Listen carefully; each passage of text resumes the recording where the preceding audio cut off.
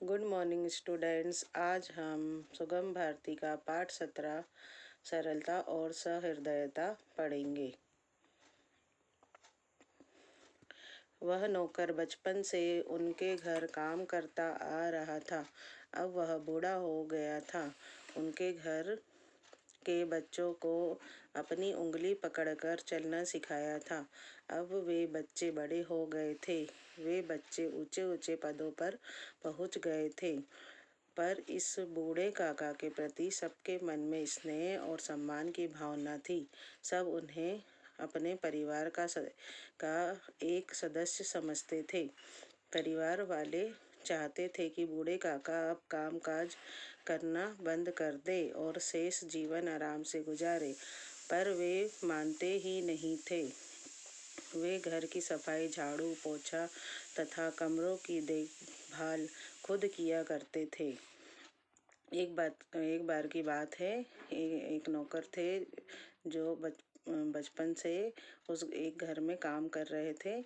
तो वो अब बूढ़े हो गए थे और उन्होंने उस घर के बच्चों की उंगली पकड़कर उनको चलना सिखाया था। और अब वो बच्चे बड़े हो चुके थे और ऊंचे ऊंचे पदों पर पहुंच चुके थे। पर अब और उनके मन में काका के प्रति बहुत ही प्रेम और स्नेह था। पर अब वो काका को एक परिवार के सदस्य की तरह ही समझते थे और वे चाहते थे कि अब बूढ़े काका कामकाज बंद कर दे और अपना बाकी का जीवन आराम से गुजारे। पर बूढ़े काका मानते ही नहीं थे और वह घर की सफाई, झाड़ू पोछा तथा कमरों की देखभाल खुद ही किया करते थे। एक दिन बूढ़े काका अपने बाबू के पढ़ने के कमरे की सफाई कर रहे थे। अपने बाबू के एक दिन क्या होता है कि बूढ़े काका अपने बाबू के कमरे की सफाई कर रहे थे और सामान को उठाते, उसकी धूल पोंछते और उसे यथास्थान रख देते। वह एक एक सामान को उठाते और उसकी धूल साफ करते और वहीं पर रख देते। अचानक न जाने कैसे उनके हाथ से एक बहुत कीमती कलमदान टूट गया। फिर सफाई करते हुए उनके हाथ से कीमती कलमदान गिरकर टूट गया। कोई साधारण कलमदान नहीं था, वह कारीगरी का उत्कृष्ट नमूना था, बहुत कीमती और दुर्लभ था। तो वो जो कलमदान था वो बहुत ही कीमती था और उसमें कुशल कारीगरी की गई थी। बूढ़े काका जी टूटे हुए कलमदान को एक टक देखते रहे। उन्हें कुछ सूझा ही नहीं कि अब क्या करें। उन्होंने चुपचाप वह टूटा हुआ कलमदान उठाकर मेज पर रख दिया। पर वे बहुत घबरा गए। बाबू आएंगे तो वे उनसे क्या कहेंगे, वे डांटेंगे तो मैं क्या उत्तर दूंगा।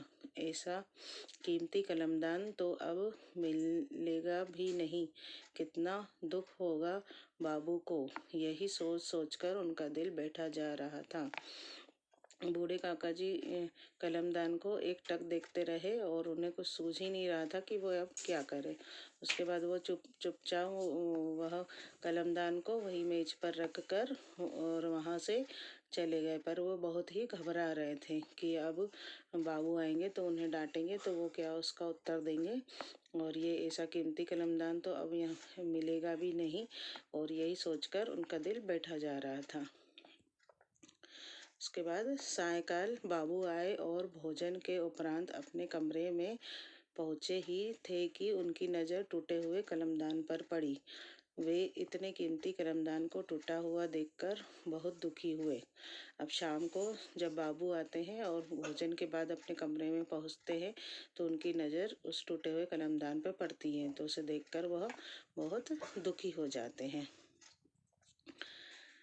उन्होंने उसे उठाया तो देखा उसके 2 टुकड़े हो चुके हैं। उन्होंने बूढ़े काका को आवाज़ दी, काका काका। तो जब बाबू ने वह कलमदान उठाया तो देखा कि वह 2 टुकड़े उसके हो चुके हैं। तो फिर वो काका जी को बुलाते हैं काका काका करके। बूढ़े काका ने डरते हुए प्रवेश किया। यह कलमदान किसने तोड़ा? मुझसे टूट गया मालिक। कैसे? मैं सफाई कर रहा था कि अचानक हाथ से छूट गया। जानते हो यह कितना कीमती था? ऐसा दूसरा कलमदान कहाँ मिलेगा। बूढ़े काका सिर नीचे किए सुनते रहे। फिर उन्होंने उनको डांटा कि यह कलमदान किसने तोड़ा। तो बूढ़े काका ने बोला कि मुझसे टूट गया है मालिक। फिर बोले कैसे। तो बोले सफाई करते समय अचानक हाथ से छूट गया। तो वो उनको डांटने लगे और बोलने लगे कि ऐसा कीमती कलमदान अब और कहाँ मिलेगा। और बूढ़े काका सिर नीचे झुकाए सब बातें उनकी सुनते रहे।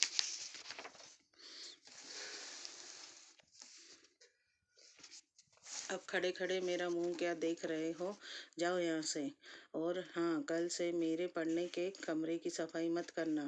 बूढ़ा डांट खाकर सिर नीचे किए चुपचाप चला गया। उसकी आंखों से आंसू बहने लगे। इससे पहले अपने बाबू से उसे कभी ऐसी डांट नहीं खानी पड़ी थी।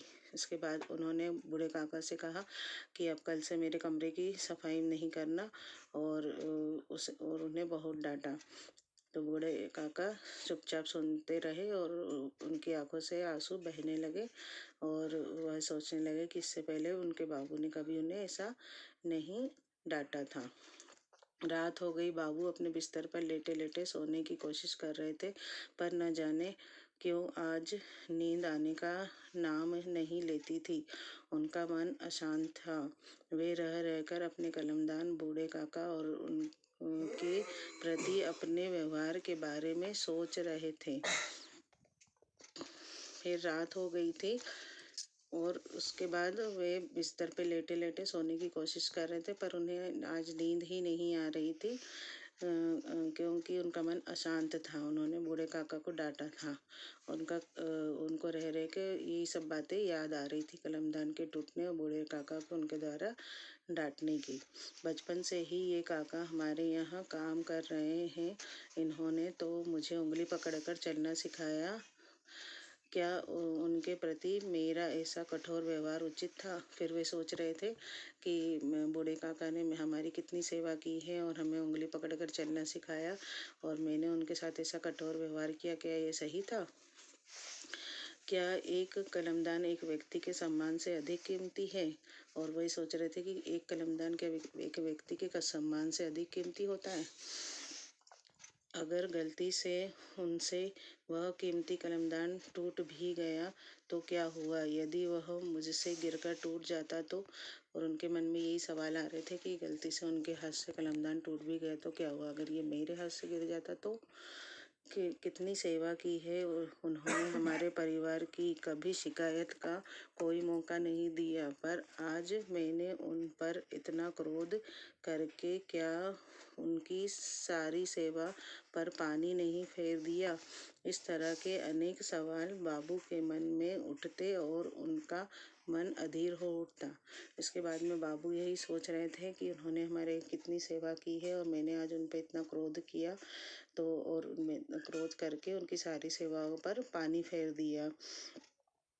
और उसी तरह के सवाल उनके मन में उठ रहे थे और उनका मन अधीर हो गया। रात काफ़ी हो चुकी थी। बाबू ने बूढ़े काका को आवाज़ दी। बूढ़े काका भी सो नहीं रहे थे। वे अपनी गलती को याद करके आंसू बहा रहे थे।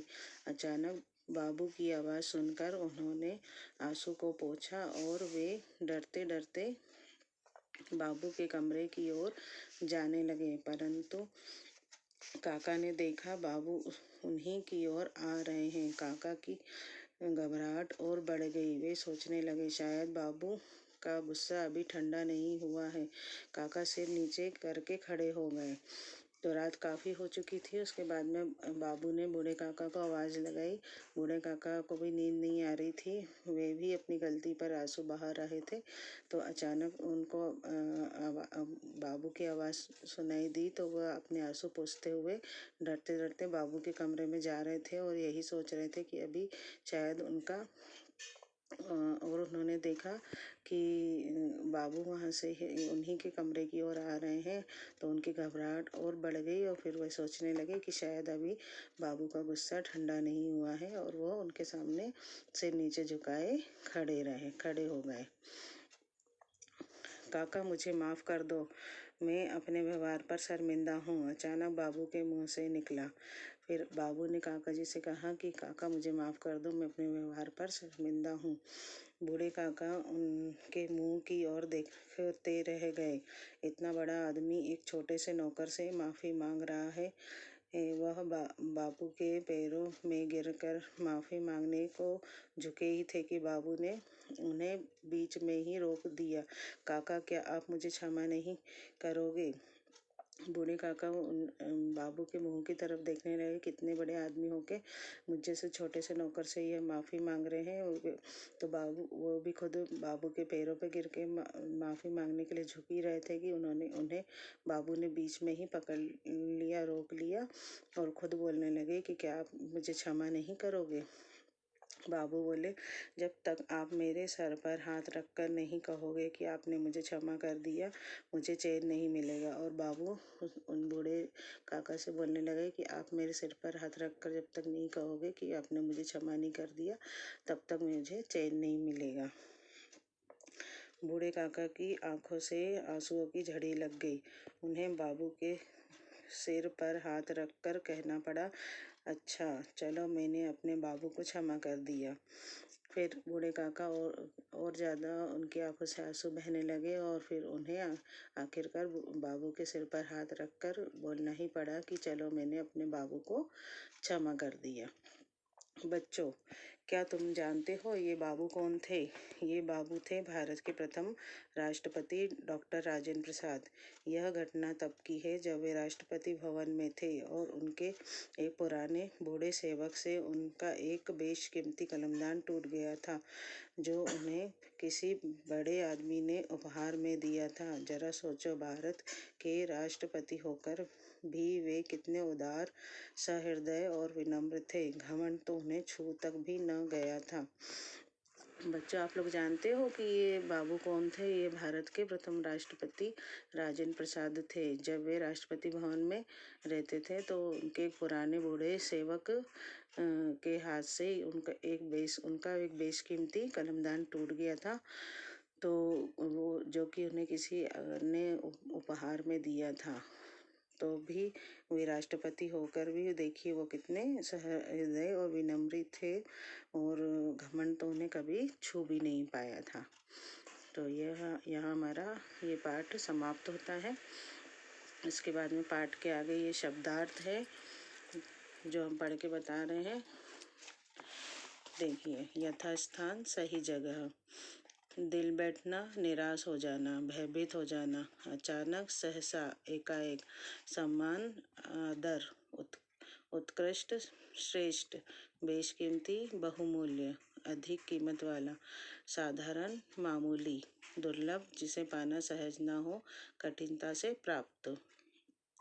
इसके बाद में सही जोड़ी, बूढ़े के साथ मिलेगा काका, कीमती के साथ कलमदान, गलत व्यवहार के साथ में क्षमा, और भारत के राष्ट्रपति डॉक्टर राजेंद्र प्रसाद। खालिस्तान भरो, इसके बाद में खालिस्तान एक है, डॉक्टर राजेंद्र प्रसाद भारत के क्या थे? प्रथम राष्ट्रपति थे। दूसरा, मैं अपने व्यवहार पर शर्मिंदा हूँ। तीसरा, कीमती कलमदान टूट गया। चौथा, बाबू राजेंद्र प्रसाद के घर की सफाई का काम कौन करते थे? बूढ़े काका करते थे। इसके बाद में प्रश्न दिए हैं, इसके आंसर आगे लिखे हुए हैं और ये एक बुक की एक्सरसाइज है यहाँ पर, जिसमें वाक्यों को ध्यान से पढ़ना है और ये वाक्य उल्टे पुल्टे लिखे हुए हैं तो इन्हें करेक्ट फॉर्म में लिखना है। 1 नंबर में, काम करता था उनके घर बचपन से हर वह नौकर, तो ये इसका सही सेंटेंस बनेगा, वह नौकर उनके घर बचपन से हर काम करता था। दूसरा, बच्चे हो गए थे अब वे बड़े, तो ये बनेगा, अब वे बच्चे बड़े हो गए थे। तीसरा, बैठा जा रहा था उनका दिल सोच सोच कर यही, तो ये बनेगा, यही सोच सोच कर उनका दिल बैठा जा रहा था। चौथा, किसने तोड़ा कलमदान यह, तो इसका बनेगा, यह कलमदान किसने तोड़ा, और बाद में क्वेश्चन मार्क आएगा। इसके बाद में बुक की एक्सरसाइज आगे दी है और निम्नलिखित शब्दों में शुद्ध शब्द का चयन करके गोला लगाइए। तो फर्स्ट नंबर की लाइन में उत्कृष्ट बीच वाला ये सही है, इस पे सर्कल लगेगा। दूसरे नंबर की लाइन में कीमती फर्स्ट नंबर वाला ये सही है, इस पे सर्कल लगेगा। तीसरे नंबर में थर्ड नंबर वाला राष्ट्रपति ये सही है, इस पे सर्कल लगेगा। और चौथे में फर्स्ट नंबर वाला सम्मान सही है, इस पे सर्कल लगेगा। इसके बाद निम्नलिखित शब्दों का वाक्यों में प्रयोग कीजिए। तो पहला है बचपन, तो इसका वाक्य बनेगा रमेश बचपन से शरारती था। दूसरा बुढ़ापा, तो इसका वाक्य बनेगा सिन्हा साहब का बुढ़ापा मजे में कट रहा था। तीसरा सफाई, तो मैं सफाई पसंद इंसान हूँ। दुखी, मैं किसी को दुखी नहीं देख सकता। कीमती, मेरी घड़ी कीमती है। कारीगरी, ताजमहल में अद्भुत कारीगरी दिखती है। उसके बाद यहाँ बुक की एक्सरसाइज हमारी ख़त्म होती है और कॉपी वर्क स्टार्ट होता है। ये देखिए यहाँ पर शब्दार्थ लिखे हैं, शब्द और अर्थ। पहला है यथास्थान सही जगह, दूसरा दिल बैठना, निराश हो जाना, अचानक, सहसा, सम्मान, आदर, उत्कृष्ट, श्रेष्ठ, बेशकीमती, बहुमूल्य, साधारण, मामूली, दुर्लभ, कठिनता से प्राप्त। उसके बाद में प्रश्नोत्तर। प्रश्न 1, कलमदान किसने तोड़ा, कैसे टूट गया था। उत्तर, कलमदान बूढ़े काका से सफाई करते समय टूट गया था। दूसरा, बूढ़े काका को नींद क्यों नहीं आई। उत्तर, बूढ़े काका को नींद इसलिए नहीं आई क्योंकि गलती से उनसे कलमदान टूट गया था और उनके बाबू से डांट खानी पड़ी थी। प्रश्न 3, बाबू कौन थे। आंसर है बाबू भारत के प्रथम राष्ट्रपति डॉक्टर राजेंद्र प्रसाद थे। प्रश्न 4, अपने व्यवहार पर शर्मिंदा कौन था। उत्तर, अपने व्यवहार पर बाबू जो कि भारत के प्रथम राष्ट्रपति थे वे शर्मिंदा थे। प्रश्न 5, बाबू राजेंद्र प्रसाद के स्वभाव की विशेषताएं लिखिए। बाबू राजेंद्र प्रसाद के स्वभाव की विशेषता यह थी कि वे भारत के राष्ट्रपति होकर भी अत्यंत सहृदय, सरल, विनम्र थे और बिल्कुल भी घमंडी नहीं थे। प्रश्न 6,